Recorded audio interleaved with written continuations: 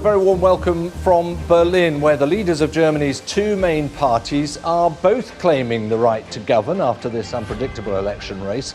But with the centre-left SPD emerging as the single biggest party, they've been quick to press home their advantage. In just the last hour, their candidate for Chancellor, Olaf Scholz, has been pushing the case to be the only party worthy of forming a coalition.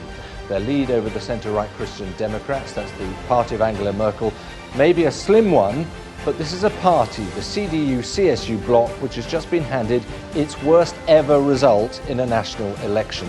Now, according to the German Electoral Commission, the figures are like this. The centre-left SPD are on 25.7% of the vote. The centre-right Conservatives, that's CDU and CSU combined, on 24.1%. So to form a majority of seats in the parliament, either side would need at least two partners. And here the Greens and the Liberal Free Democrats become the kingmakers, if you like, in coalition negotiations. Our Europe correspondent Nick Beak has this report. After a Sunday of election drama, they partied into the night. But today, Germans are waking up with no clear idea of how their new government will take shape. Olaf Scholz says the people have chosen him to lead them, but he wasn't ready to announce his arrival on the international stage just yet. Although the Social Democrat candidate says he should lead the next coalition. It's certainly going to be a long night, but it's also certain that many German citizens voted Social Democrat because they want a change in government and because they want their next chancellor to be called Olaf Scholz. At the Conservative headquarters, less happy faces. Disappointment that Angela Merkel's party had not done better. Yet the CDU candidate who wants to succeed her as Chancellor argued he could still run the country. We had 16 years in Germany with Angela Merkel as Chancellor, and this is why we will try everything to form a government under the leadership of the CDU-CSU union. For the Greens, they were celebrating a record result, but not as good as they hoped it could have been 6 months ago. But they and the pro-business Liberals will now play a key role in the business of trying to build a coalition. Wir wollten mehr. We wanted more. We didn't achieve that, partly because of our own mistakes at the beginning of the campaign, my own mistakes.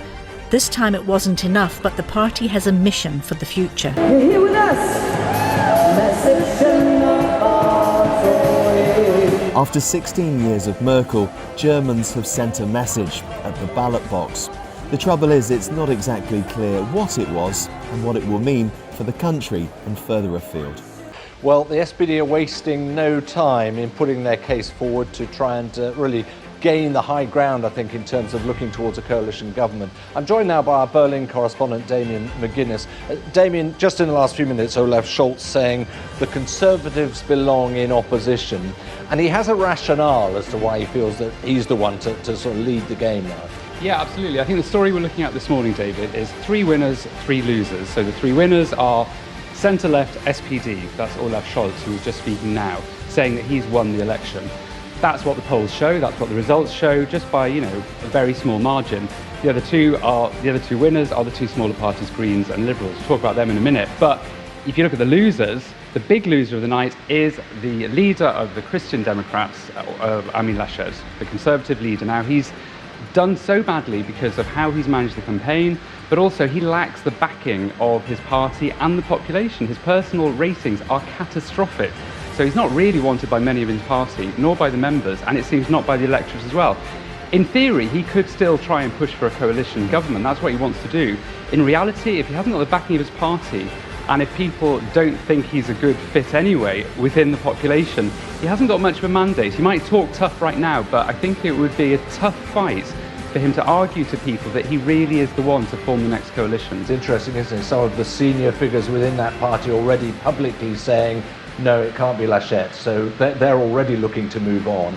And yet, Damien, when you look at the Free Democrats and the Greens, the leader of the Free Democrats has said, well, to be honest, I would sooner work with the CDU. So how does that all piece together? Yeah, so the Liberals are pro-market, they are low-tax, pro-business. So their natural fit would be with the Conservative coalition. 4 years ago, that's where they were going. That was the big story with the Conservatives.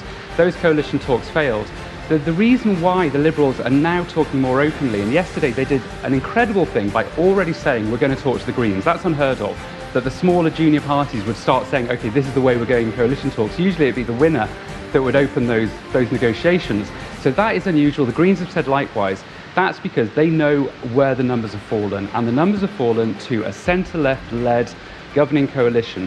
And what we're talking about now is some very pragmatic negotiations. Already this morning in the media, both the leaders of the Liberals and the Greens were saying, okay, we're going to be pragmatic, we're going to see what direction we as a team can move forward. And these two parties, on the surface, they seem very different, one high tax, one low tax. In reality, they've been talking behind the scenes for years. They have set up this group which has been meeting for cocktails in the West Berlin bar since the last collapse of those talks between the two to figure out where they can have a meeting of minds. And they do have issues where they come together. They want modernisation, they want digitalisation.